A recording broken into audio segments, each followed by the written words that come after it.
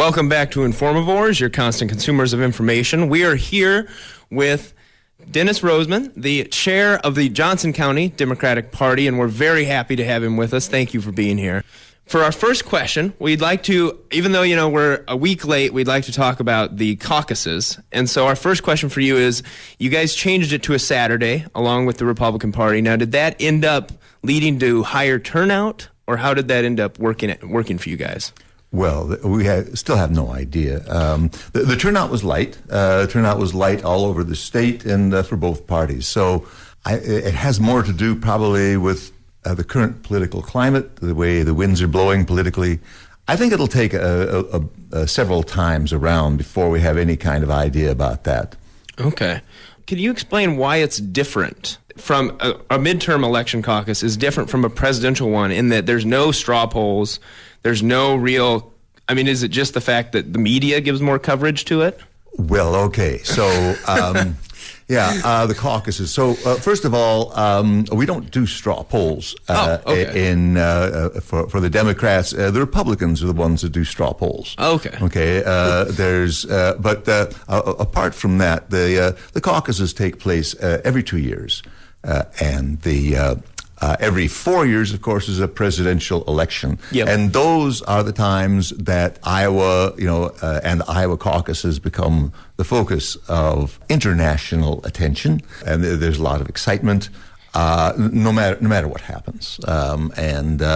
It's really, really great to be an Iowan and of any party. Both parties, of course, have the attention focused on them and the candidates that are competing.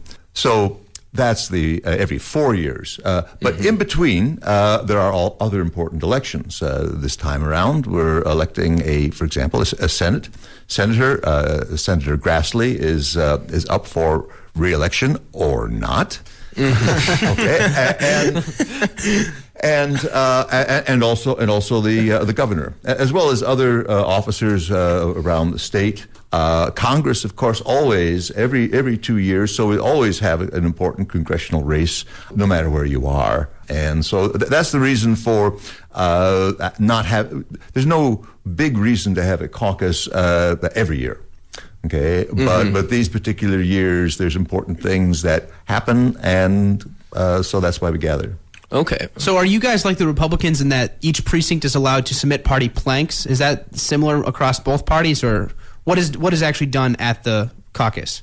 Well, at the caucus, there's quite a few things that are done, but resolutions is a big part of it, and every precinct, there's about 1,800, something like that, across Iowa. Every precinct that gets together, and people are free to submit resolutions of any kind, whatever they think that is their party should stand for. And the Republicans also do a similar thing. Are there any issues this year that you think are getting a feeling, just because you're so involved, will become more a larger emphasis of the party's platform? Well, yes, and all you have to do is to listen to the news, read the newspapers. 2 years is a long time in politics, and a lot of things can happen. Yes. Look at the Iraq War 2 years ago and now. Or look at health care 2 years ago and now. Look at the marriage situation 2 years ago and now. Look at there's a lot of health care. I think I mentioned that. Campaign financing. So actually, sometimes it seems like a week is a long time. Yeah, Indeed. So what's I got a question.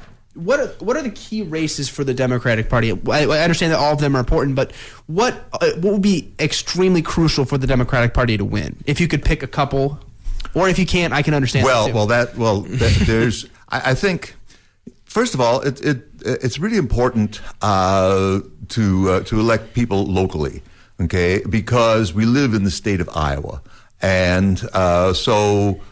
Many of the decisions that the local senators and representatives make is really, really essential. So I don't mean that those are not important.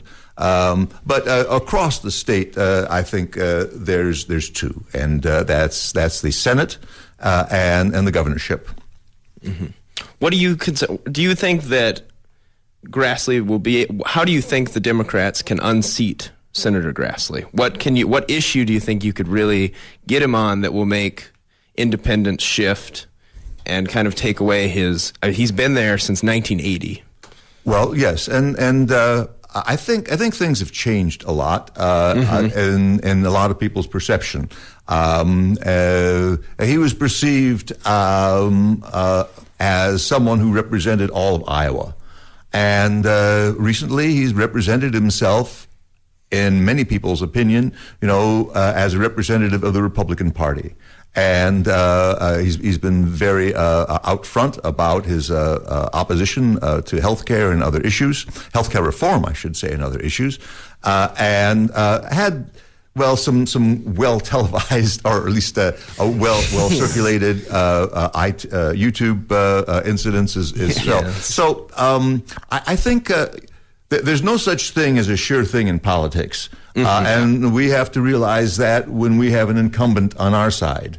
Okay, anyone can be defeated, and the fact that it hadn't happened in a long time, right here in our district, Jim Leach was considered to be a permanent representative in Congress from our district, and yet he was defeated several terms ago by Dave Loebsack.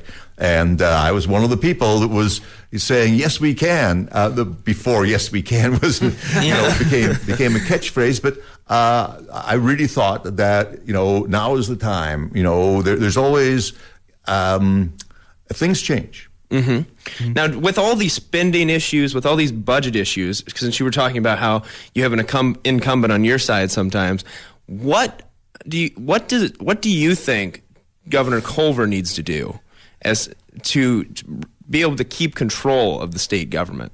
Because Democrats have, they have the House, they have the governor. Do you think that they are going to be in any kind of trouble this time? Because there's so many spending issues, and people have, it seems at least, that people are beginning to attach that to Governor Culver. Well, there's a lot of that in the press, and some of it has as a basis in things that go on, and some of it is the fact that he's really the only candidate right now, and so everyone sort of focuses on what he does and doesn't do. He's done a lot of good things in the state under very trying circumstances, and so a lot of the give and take will change tremendously when there's actually, do you want Governor Culver, who's certainly going to be the candidate, or candidate X? And there's several possibilities there. And when you actually, politics is all about choice.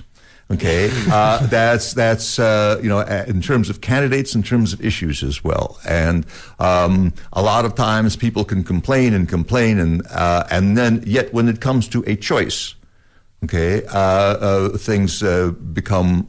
It really clarifies your mind politically. It's interesting. Did you have any other questions?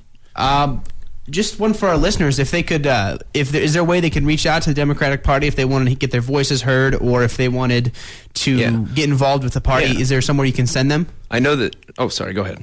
Oh, well, certainly. We welcome volunteers at any time. We have a website, jcdems.org.